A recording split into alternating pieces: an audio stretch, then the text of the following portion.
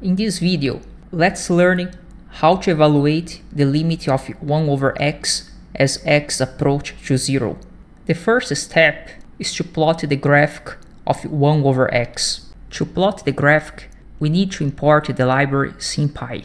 We have to declare x as a symbol, and we define the function f equal 1 over x. And here we plot the chart. From the chart, you can see that when x approaches to 0 from the right side, the y becomes infinite.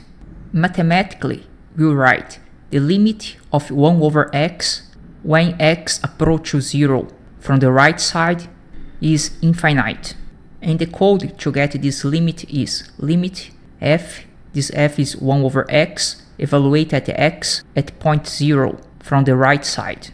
Now, let's calculate this limit here when x approaches 0 from the left side. The code it's here. The only difference that you put minus here. And the result is minus infinite. Note that the right limit doesn't match with the left limit.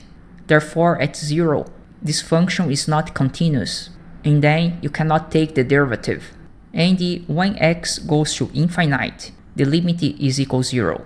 This is the mathematical notation and the code. In Sympy, the infinite is 2 O's.